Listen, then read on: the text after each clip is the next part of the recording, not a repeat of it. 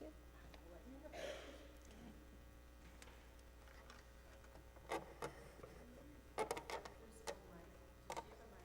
Yes. I do have a mic. So good morning. Thank you for coming on this foggy fall day. It's crisp and beautiful, and I'm just so grateful that you were all able to come this morning. So I want to thank Trinity Christian Reformed Church's Women's Ministry for asking me to share some thoughts today with you about the topic of anxiety. I'm a therapist, and I work with individuals and couples who suffer with anxiety effects every day. And if you're like me, you can probably relate to this saying by an unknown author. I stress about stress every day. Even before there's stress to stress about. Then I stress about stressing over stress that doesn't need to be stressed about. It's stressful. I picked this quote because stress is a synonym for anxiety and is a worldwide human experience. Since stress and worry affect everyone today, I want to present an overview and some helpful information about anxiety. To begin, Clark and Beck state that fear and anxiety are as normal as eating, sleeping, and breathing.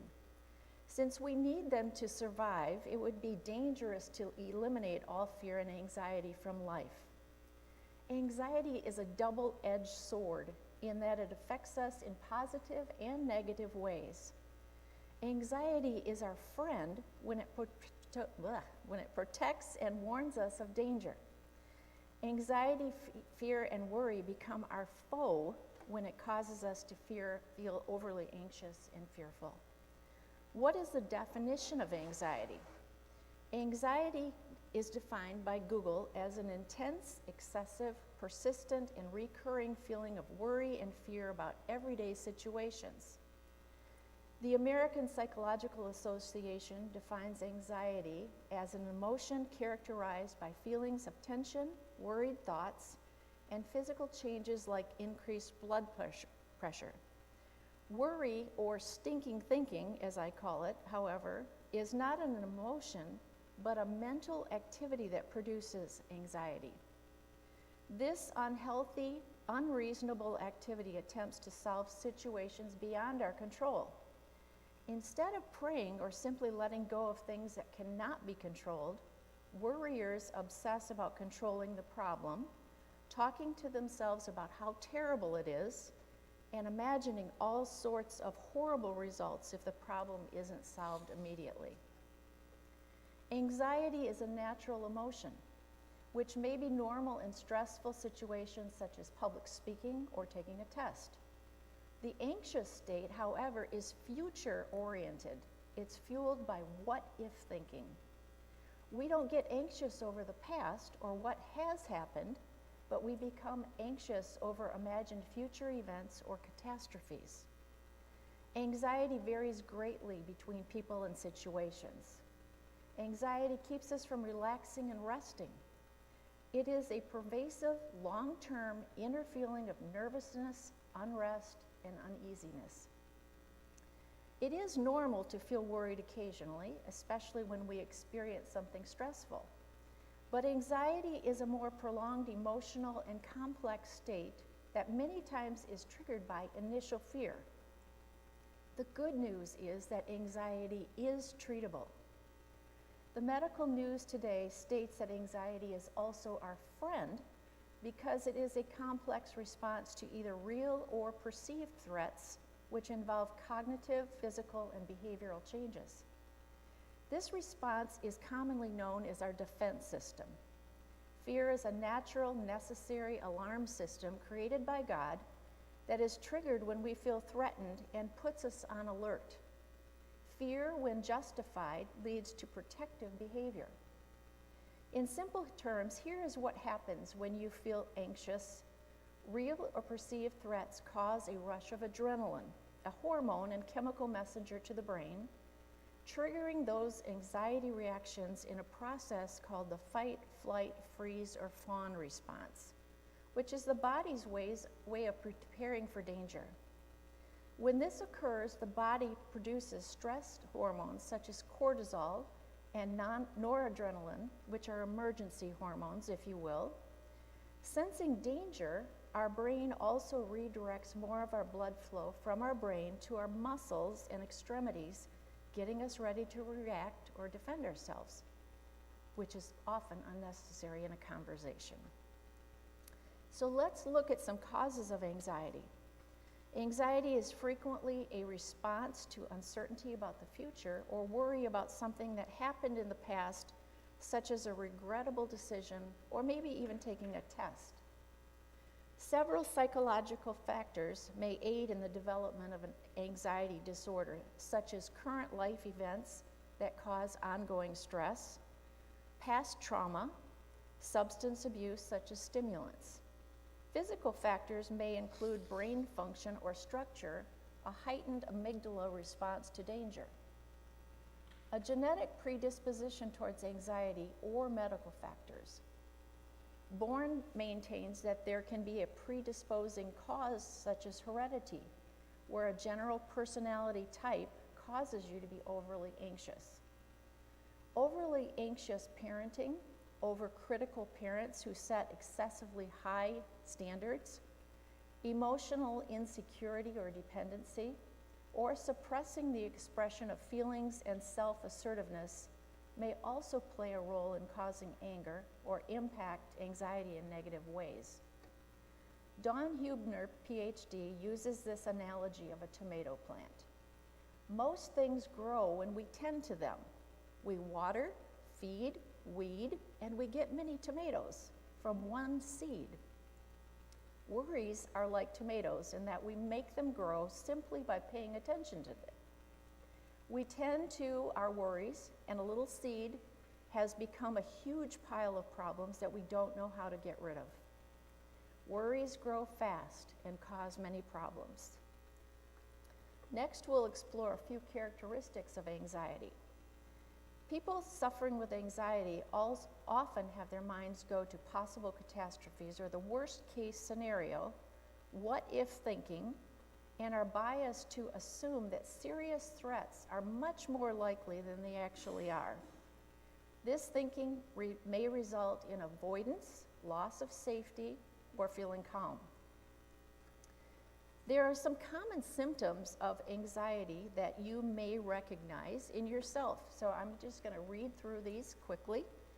But there are physical symptoms such as fast heart rate or heart palpitations, shaking, rapid or shallow breathing, sweating, hot flashes or chills, cold or tingling of extremities, difficulty sleeping, chest tightness, pain or pressure, feeling tired, digestive issues such as nausea or diarrhea, muscle tension, choking sensation, dizziness or lightheadedness, dry mouth, nervousness, unrest or uneasiness, increased blood pressure, jumpiness or feeling faint, excessive perspiring or clamminess, blurred vision or headache, back pain, anticipation of trouble, and sleep problems. Cognitive or brain symptoms may include the following: fear of losing control or being unable to cope, fear that you're going crazy, fear of physical injury or death, poor memory, fear of negative evaluation by others, difficulty reasoning, frightening thoughts, images, or memories, loss of objectivity, perception of unreality or detachment, hypervigilance for threat, poor concentration, confusion, or distractibility, narrowing of attention. Behavioral symptoms may include the following: avoidance of threat cues or situation, escape or flight, pursuit of safety or reassurance, withdrawal, difficulty sleeping, outbursts of anger, complaints of illness, aches and pains, being irritable or upset, and outbursts of anger. Emotional symptoms, and I couldn't find a lot for this, but some of them are feeling nervous, tense, or wound up, feeling frightened, fearful, or terrified, being edgy, jumping, or jittery, being impatient or frustrated. And these were taken from the Mayo Clinic research. In addition, those experiencing frequent anxiety may have elevated stress levels, which can affect sleep, digestion, hormone health, blood pressure, and even shorten your life, as they are made for emergency use versus daily use. Elevated stress levels, hormone levels may be triggered during difficult social situations or around important events or decisions. And feelings may be out of proportion to the trigger or stressor as an overreaction to perceived danger. When to seek help? Mayo Clinic and Mental Health News affirms that when anxiety occurs frequently or has a significant impact on one's well-being, it becomes our foe. When feelings interfere with daily living, become excessive or all-consuming, they may be classified as anxiety disorders, a category of mental health diagnoses that lead to excessive nervousness, fear, apprehension, and worry. Anxiety is only an indicator of underlying disease when feelings become unmanageable, all-consuming, and interfere with daily living. Help should be sought from a healthcare professional, a doctor, or a therapist. When generalized anxiety lasts for more than 6 months, it is diagnosed as an anxiety disorder. Anxiety becomes a disorder when we feel worried or panicked in a way that interferes with our daily lives. For some people, this results in behavioral changes. For example, a person may begin to avoid situations that trigger anxiety or adopt coping mechanisms to distract themselves from anxious thoughts. The Diagnostic and Statistical Manual of Medical Disorders, the DSM-5, lists the following conditions as anxiety disorders. For the sake of time, I'm only going to describe the most common disorders in detail. The first anxiety disorder is specific phobias, which are disproportionate fears to the threat that the trigger actually poses of certain objects or situations. Now, this could be maybe needles, animals, fear of flying. You've heard of those types of things that people are really afraid of. A second anxiety disorder is generalized anxiety disorder, and this is probably the most common thing that I see in counseling. It involves persistent or excessive worry about a range of non-specific events or situations that may include money, health, family, work, where people anticipate the worst outcome even if there's no evidence to indicate this will happen. This may result in fatigue and difficulty concentrating and sleeping. This worry generally lasts over 7 months, is difficult to control, and is accompanied by at least 3 of these following symptoms: restlessness, being easily fatigued, difficulty concentrating, nausea or muscle fatigue, or sleep disturbances. Panic disorders are a third example of anxiety disorders. Aaron and Beck assert that panic disorders often manifest in panic attacks, fear of panic attacks, unhelpful changes of behavior to avoid such panic attacks, abrupt panic attacks that peak in minutes, or experiencing panic attacks that can arise from calm or anxious states. Symptoms could include heart palpitations or pounding heartbeat, trembling, sweating, shortness of breath, a choking sensation, feeling out of control or impending doom, feeling detached or disconnected from reality, fear of dying, and nausea or digestive distress. I've had a number of clients who seriously have gone to the hospital for 4 or 5 times thinking that they're dying or having a heart attack, and it turns out it's absolutely nothing but anxiety. So that's one thing to look for. Panic attacks may be out of the blue, and fear of future panic attacks is an important feature of anxiety disorders. Persons feeling extreme anxiety may experience such panic attacks, which are periods of intense anxiety lasting for several minutes and are accompanied by a feeling of imminent danger or doom, the need to escape, fear of dying and are characterized by an inability to control those feelings of anxiety. A fourth anxiety disorder is agoraphobia, which is an irrational, excessive fear of two or more of the following: using public transportation, being in open spaces, standing in line or in a crowd, being outside of the home alone, being in enclosed spaces as they may fear their inability to escape if they feel panicked. A fifth anxiety disorder is social anxiety disorder, which is a frequent fear of negative judgment from others, causing feelings of embarrassment, fear of rejection or offending others, worrying about or avoiding meeting strangers, eating or drinking in public, starting conversations, making eye contact, talking on the phone, attending social events, and public speaking or performing. Often persons will find it difficult to do tasks when someone is watching them, and they may have low self-esteem. The impact of this disorder varies from being unable to work, attend school, and form relationships. A sixth anxiety disorder is separation anxiety disorder. Now, you often see this in young children. This is characterized by someone being afraid of leaving a person they are attached to in a way that is developmentally inappropriate for their age. This may occur in children and adults. Symptoms may include excessive fear of harm to loved ones, reluctance to leave or be away from them, overprotectiveness, nightmares, rumination that's dwelling on thoughts of being kidnapped, death or illness, as well as physical complaints such as stomach aches or headaches. Children may refuse to attend school or feel anxious about sleepovers away from home. Adults with this disorder may be anxious about letting their children leave home. Post-traumatic stress syndrome is another anxiety disorder that may result from being victimized or even witnessing a traumatic event. Hart expresses that this trauma may result in recurring visions, memories, and dreams of the trauma-induced fear, reliving it in debilitating ways. Selective mutism is an anxiety disorder that causes an inability to speak in social or unfamiliar situations due to anxiety.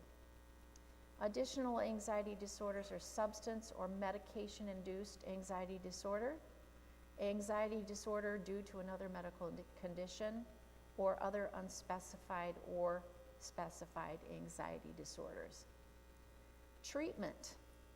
Mayo Clinic maintains that treatments to ease or lessen mild or short-term anxiety or help one cope more efficiently without therapy may include relaxation or mindfulness techniques, prayer or meditation, thought distraction techniques, physical exercise, a healthy diet, regular and sufficient sleep, avoiding caffeine, alcohol, nicotine, or other stimulant use.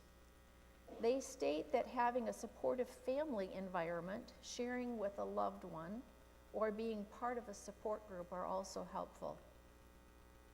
Longer-term treatment may include psychotherapy or talk therapy to help a person understand the thoughts, beliefs, or experiences that may contribute to persistent anxiety, and to learn ways to change or cope with them, as well as to understand where anxiety comes from and how to move forward.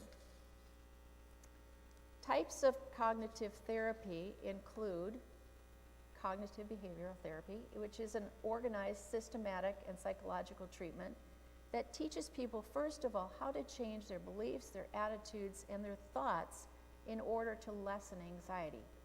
This type of therapy covers cognitive, behavioral, and emotional change.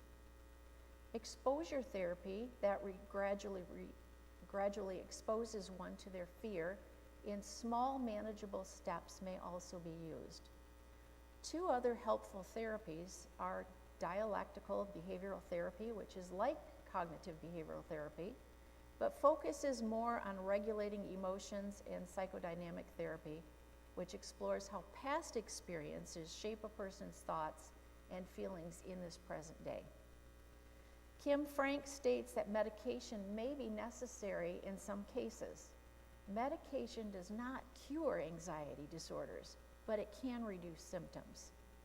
Doctors may prescribe antidepressants such as selective serotonin reuptake inhibitors or beta blockers, which reduce physical symptoms. Medication may be prescribed, but these drugs all have side effects, so they need to be discussed with a doctor to find the right fit and when to start and when to stop. Let's discuss how common anxiety really is.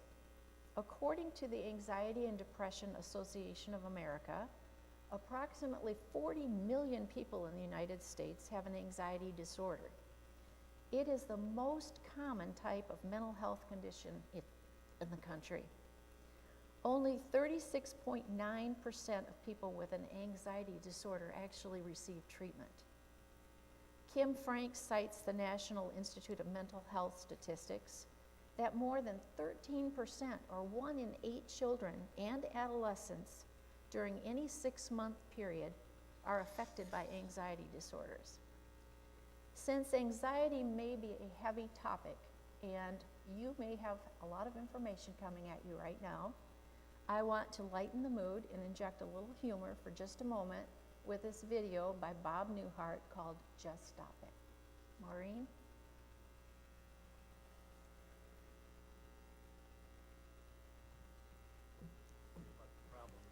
That you wish to address. Oh, okay. Well, I have this fear of being buried alive in a box. I start thinking about being buried alive and I begin to panic. Has anyone ever tried to bury you alive in a box? No, but truly thinking about it does make my life horrible. I mean, I can't go through tunnels or be in an elevator or in a house, anything boxy. So what you're saying is you're claustrophobic. Yes, that's it. All right, well, let's go, Catherine. I'm going to say 2 words to you right now. I want you to listen to them very, very carefully. Then I want you to take them out of the office with you and incorporate them into your life. Shall I write them down? Well, if it makes you comfortable, it's just 2 words. We find most people can remember them. Okay. You ready? Yes. Okay, here they are. Stop it!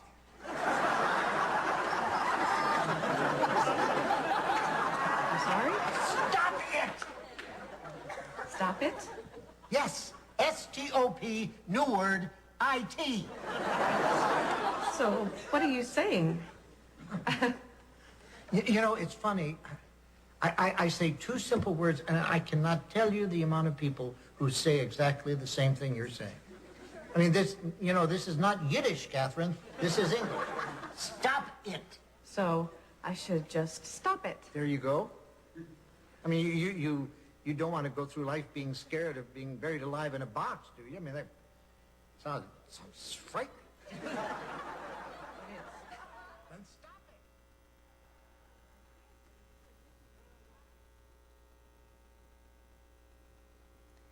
I feel it's important to add a disclaimer that this video is a horrible example of good counseling.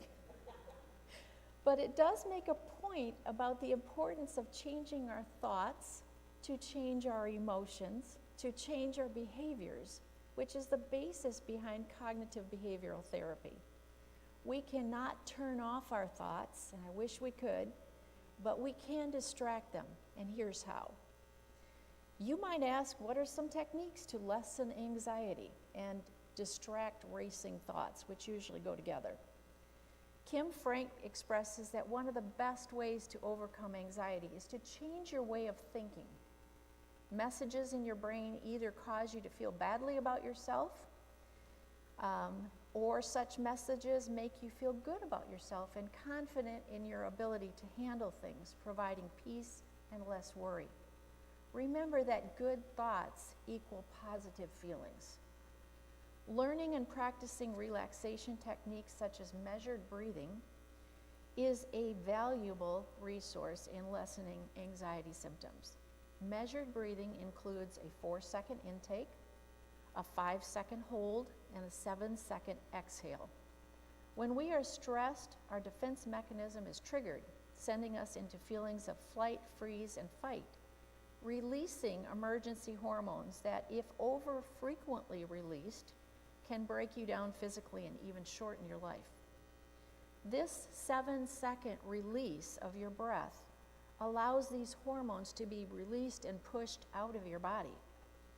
Doing 20 repetitions or sets of measured breathing about every half hour daily throughout the week actually lowers your blood pressure, and it relieves anxiety symptoms quickly as they begin to work by the third sequence, allowing one to function at a lower level of anxiety long term.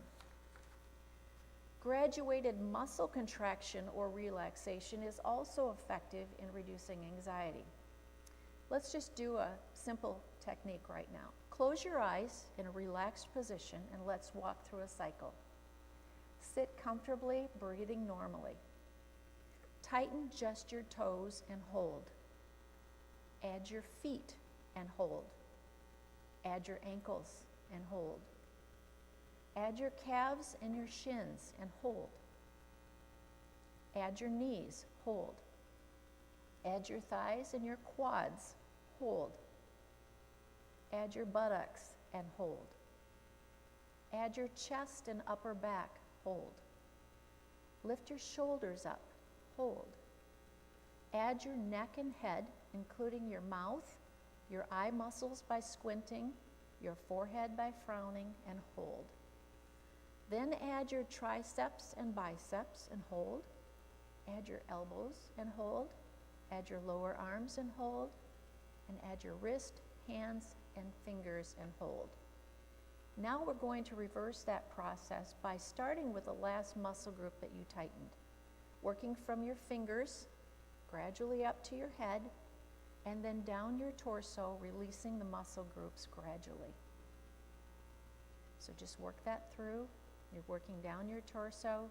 So when you get to your neck, then your triceps and your biceps, then your neck and your head and your mouth, and then your shoulders, your lower back, your stomach, your buttocks, your thighs and quads, your knees, your shins and calves, your ankles, your feet, and your toes.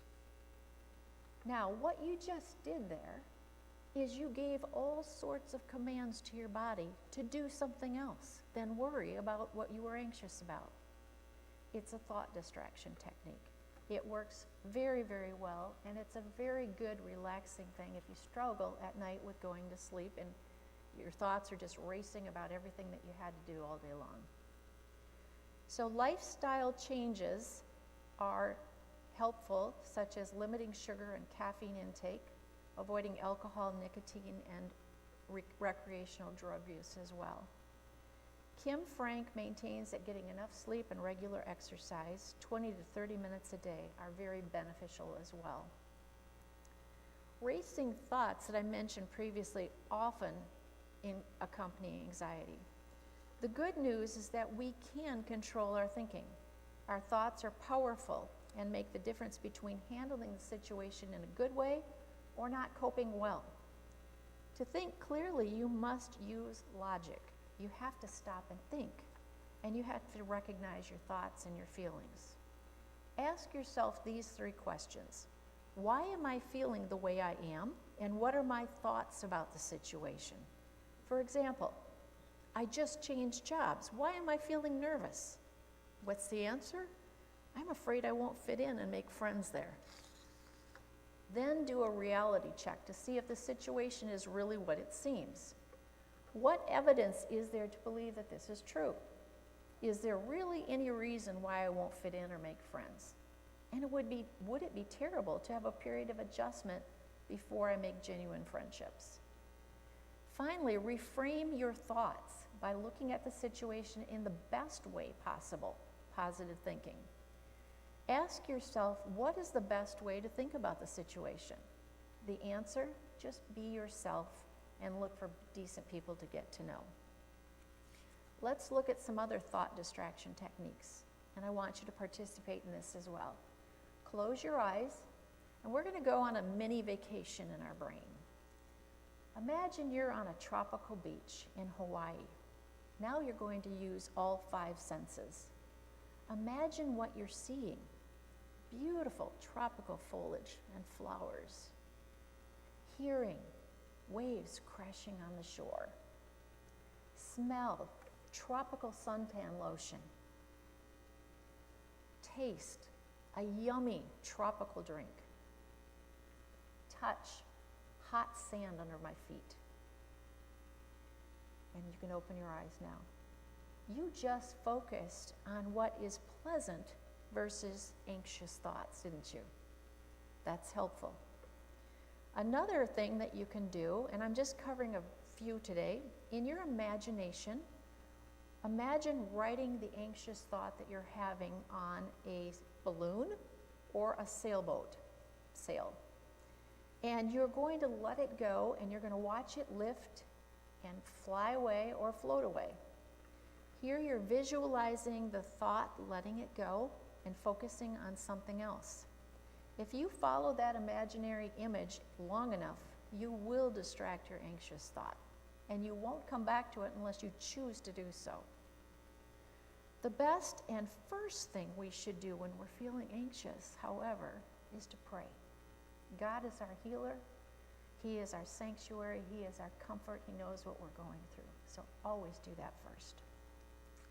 Huebner writes that all of these techniques are temporary, but if we can stay in that imaginary pleasant place long enough, we can divert our brain to thinking about something pleasant. Through activity, maybe running up and down the stairs, playing, or relaxation, you give your brain an opportunity to reset itself. Bourne recommends that one use relaxation as it is helpful because it involves the following physiological changes. It actually decreases your heart and respiration rates, your blood pressure, skeletal muscle tension, metabolic rate, and oxygen consumption. Benefits also include increases in analytical thinking, skin resistance, and alpha wave activity in the brain, all of which reduce generalized anxiety and prevent stress from accumulating. To beat worry, use logic. Logic, and lock your worries up in a strong box in your mind. Set a time maybe that you are going to worry for 5 minutes during a day. And if you are worried about something, nope, I can't worry about that now. That has to wait till the 5 minutes that I've assigned for worry. That helps you limit that. Tell your worries to get lost through prayer. Move your body to reset your system. And relax with a favorite memory. You can also stay strong in your body and your mind. We are very vulnerable to fear and worry. Because man's way is not seeing God as our helper or our way maker, we often keep a suspicious eye on possible consequences of our actions instead of looking for opportunities to give or serve. John 3 verse 16 and 1 John 3 verses 16 through 18. We avoid taking personal risks to help another person instead of laying our lives down for another. 1 John 3:16. We are suspicious instead of believing all things. 1 Corinthians 13 verse 7. We increase our fear as we fail to accept responsibilities that bring fear of consequences or acting irresponsibly. 1 Corinthians 13:8a. Here are 2 categories with some examples and situations that may cause you to fear and worry. Circumstances of life may include impending death, unexpected bills, reduction or loss of income, crippling injury or prolonged illness, imminent surgery, perceived loss of a relationship, searching for a new church, job, or home, persecution or threats, children leaving home, difficult job or home situations. But there are also mental and spiritual situations that may cause us to fear and worry. Refusing salvation in Christ, planning to sin or hiding past sins, procrastination or indecision, lack of prayer, not knowing the future, focusing on changing others, not dealing with another's sin biblically, refusing to forgive, always wanting your own way, or expecting perfection in others.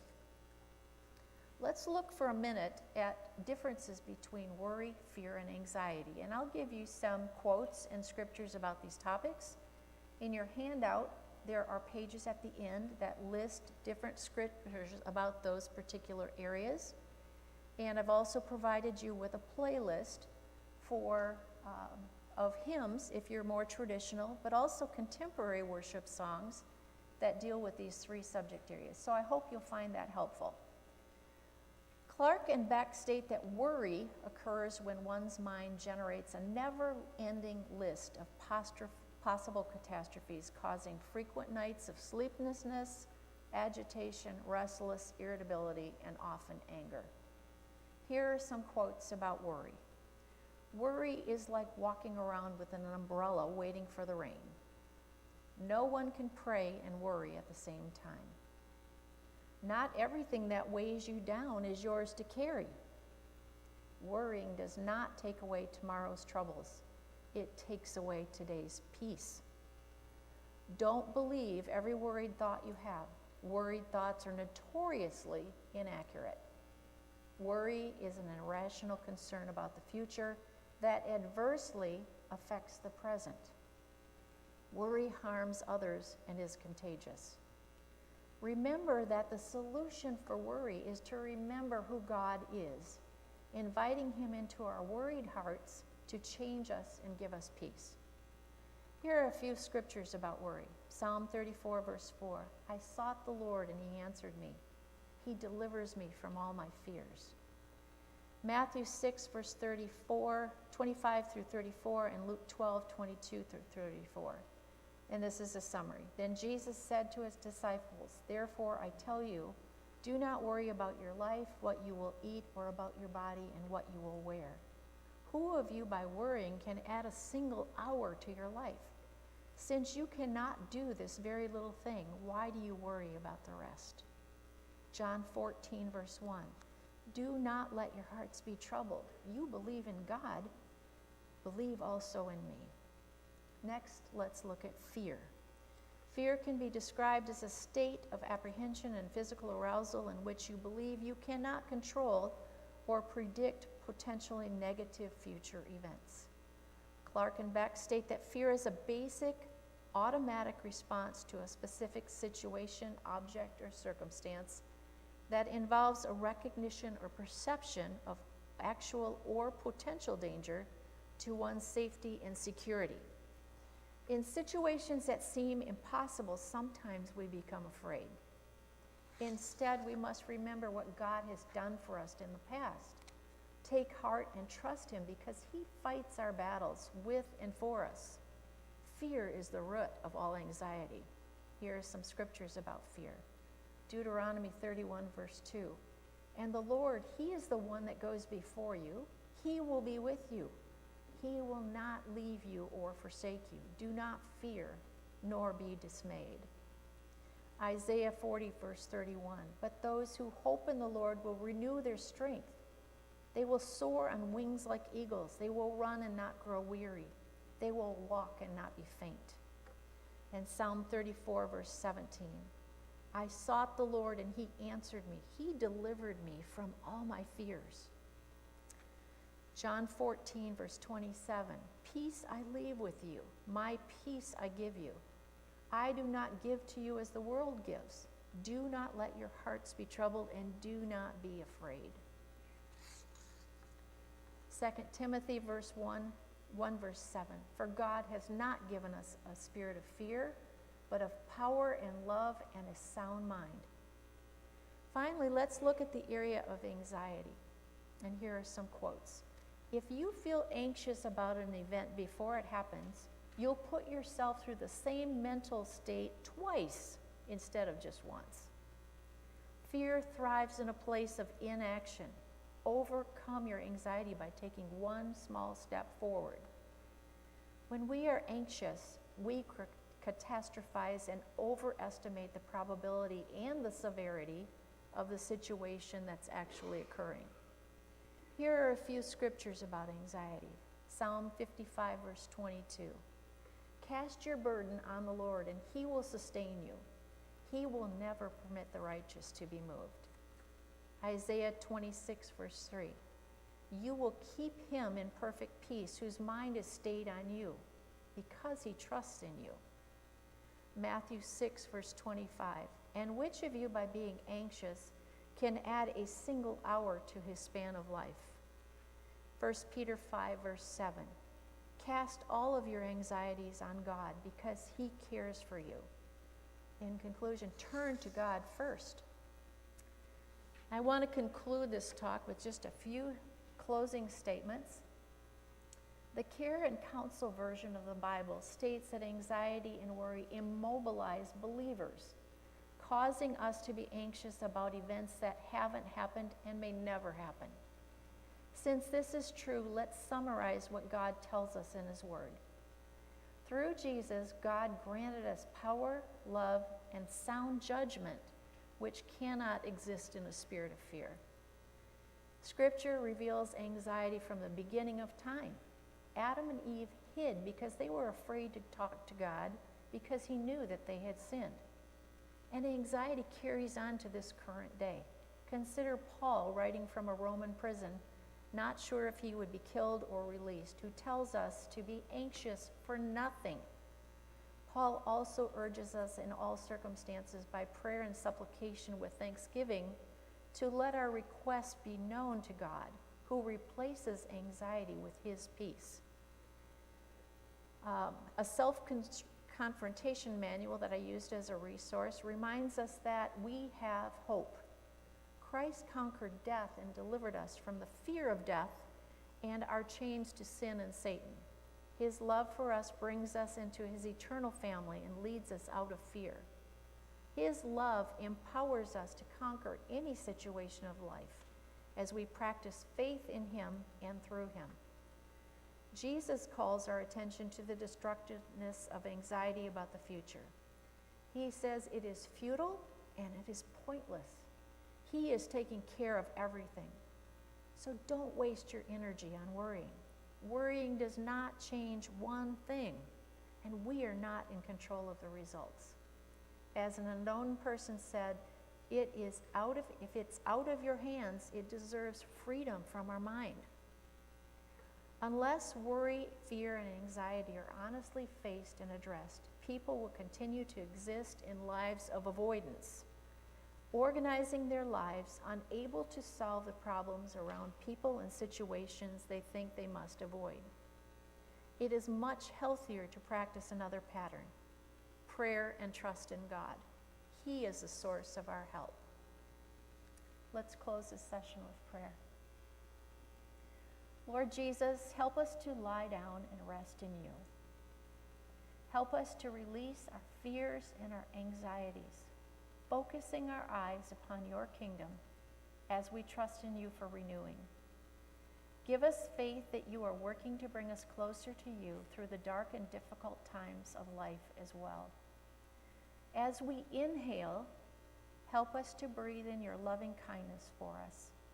As we exhale, help us to release the thoughts troubling our souls. With every breath we take, comfort us in your eternal presence in the darkness.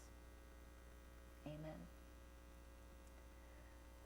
I want to thank you again for coming today. Thank you for your patience. I know this was a lot of information, but I feel it's really important in our world today. I see clients every single day. I get calls every single day where people feel like the world is just falling apart because of anxiety. So I thank you for your attentiveness, and I want to welcome you to a time of refreshment in the narthex, which is just to your left as you go out the doors here. And again, have a wonderful Saturday, and I just pray that you will have a life free from anxiety. And I hope this is helpful. Thanks for coming.